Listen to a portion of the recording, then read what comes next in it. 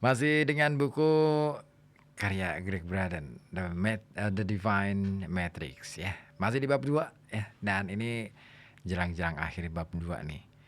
Baik, tadi sudah kita, bahas ya mengenai apa yang ditulis oleh Greg Braden mengenai matriks ilahi, bahwa sebenarnya kalau kita apa ya, mencoba memahami apa yang ditulis oleh Greg Braden, intinya sih sebenarnya tidak ada ruang kosong dalam alam semesta ini. Nah, ruang kosong atau spasi atau jeda atau jarak itu ya, sebenarnya ada materi-materi yang berupa medan energi. Apapun itu kita menyebutnya ya. Nah, medan energi itu oleh Greg Braden disebut sebagai matriks ilahi. Nah, konsep matriks ilahi ini sebenarnya awal mula dikenalkan oleh Planck dan kemudian disebut sebagai matriks segala energi. Nah, lalu oleh siapa, eee, Michio Kaku dari Jepang, ini disebutnya hologram kuantum. Sementara yang lainnya siapa, Edgar Mitchell, itu menyebutnya sebagai Nether's mind. Jadi pikiran dari alam semesta. Jadi alam itu sebenarnya juga punya pikiran. Nah, bentuknya adalah medan energi itu tadi. Jadi segala sesuatu ya.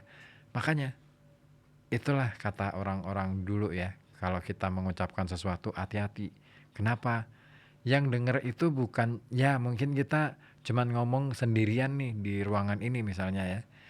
Tapi yang denger itu banyak, termasuk energi itu tadi, materi-materi energi. Jangan dikira bahwa udara, air, apalagi Ad ya kalau kita sih biasanya nyebutnya tembok aja jadi kuping gitu ya. Bener adanya barangkali. Karena itu tadi, ada medan energi. Ya sekali kita mengucapkan sesuatu dan itu menyebarkan sesuatu juga ya, emosi ya, memancing emosi, itu juga ada kaitannya nantinya. Baik, kita menuju ke bagian berikutnya. Ditulis oleh Greg Braden dengan judul kecil sebuah pertanyaan. Lalu, apa makna semua ini? Wah, apa kira-kira? Baik, selayaknya rahasia besar yang dicurigai semua orang, namun jarang dibicarakan. Melalui matriks ilahi, kita semua terkoneksi melalui cara paling intim yang bisa dibayangkan. Jadi gini, gampangnya gini. Apa yang Anda rasakan tentang seseorang yang Anda katakanlah kenang, biasanya akan nyantol tuh. Ya, misalkan Anda sedang jatuh cinta nih sama kekasih Anda yang ada di Singapura misalnya. Anda kangen, dia pasti akan merasakan kangen yang sama sebenarnya. Nah, tinggal disetel nggak nih? Energinya disetel nggak? Kalau nggak disetel, ya susah koneksinya. Kalau nggak makanya ada caranya untuk men-switch on ya. Nanti suatu ketika saya akan bacakan buku itu switch on DNA ya. Jadi DNA kita itu bisa di-setel sebenarnya. Nah, itu nanti kalau buku ini selesai. Nah, oke, saya lanjutkan lagi. Jadi selayaknya rahasia besar yang dicurigai semua orang namun jarang dibicarakan. Melalui matriks ilahi, kita semua terkoneksi melalui cara paling intim yang bisa dibayangkan. Tapi, apa sebenarnya makna hubungan ini bagi kita? Apa artinya terikat sangat dalam dengan dunia kita dan kehidupan orang lain yang dengannya kita berbagi ruang kuantum murni tempat imajinasi hidup dan realitas terlahir. Jika kita lebih dari sekadar pengamat yang hanya bisa menyaksikan kehidupan terjadi di sekitar kita, pertanyaannya, seberapa besar yang dimaksud dengan kita? Nah, penting banget nih. Kita, kami beda ya, kalian apalagi beda lagi. Nah, kata ganti ini sering banget ketukar-tukar.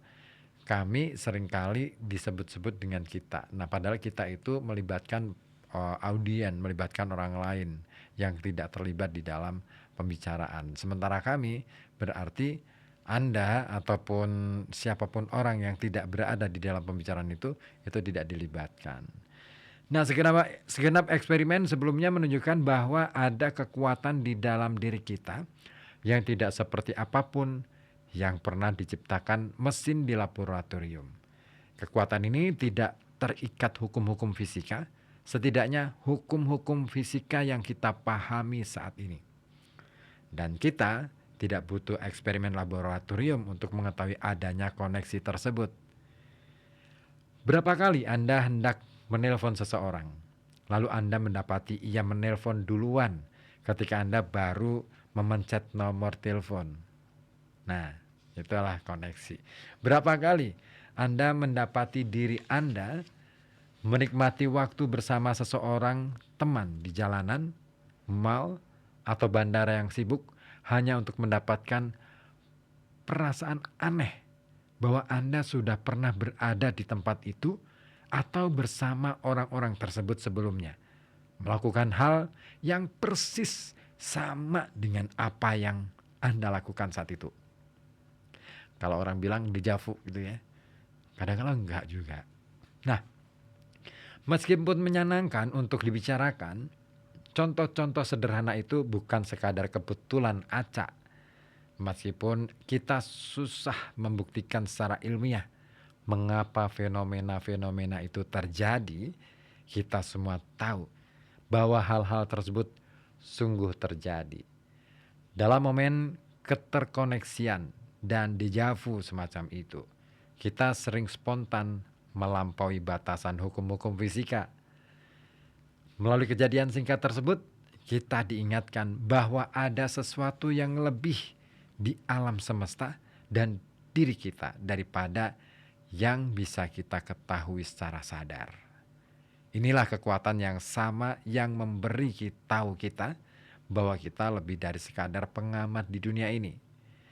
Kunci untuk mengalami diri sendiri lewat cara ini adalah dengan menciptakan pengalaman-pengalaman tersebut sepenuh hati, berbekal wawasan-wawasan transenden pada saat kita menginginkannya.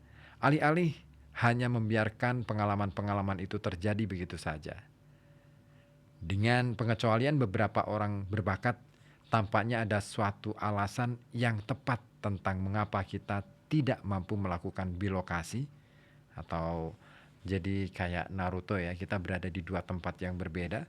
Perjalanan waktu ya, transporter ya, misalkan kita masih jalan tiba-tiba hilang, terus pindah ke tempat yang lain dan berkomunikasi secara lebih cepat dari yang bisa dibayangkan hukum-hukum fisika.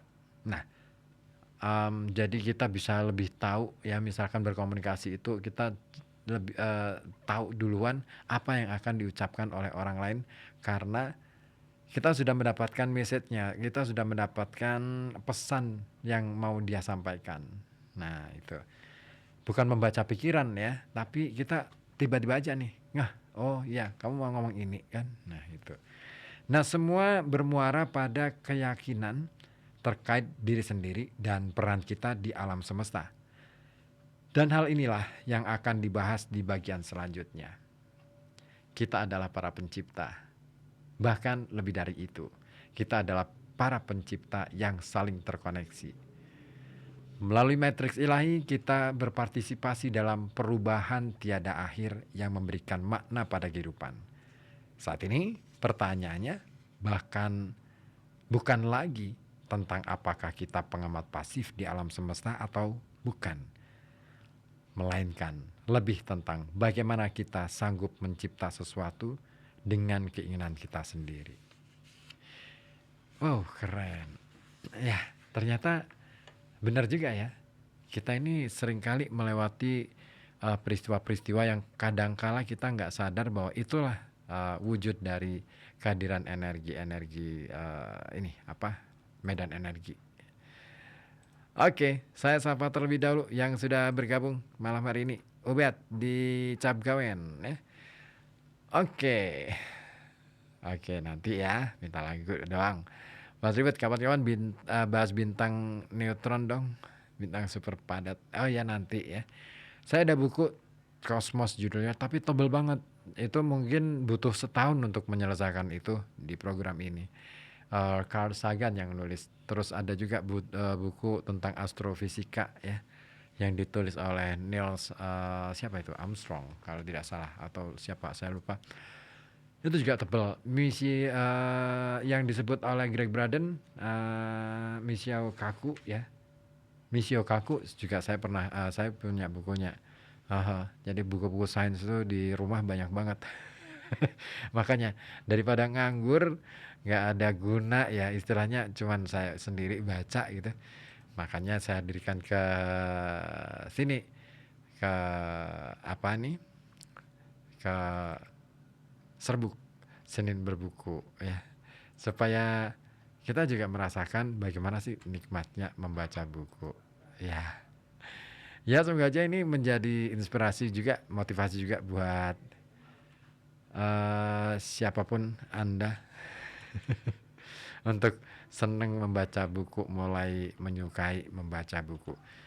Ya karena membaca buku itu banyak banget manfaatnya gitu ya. Terima kasih.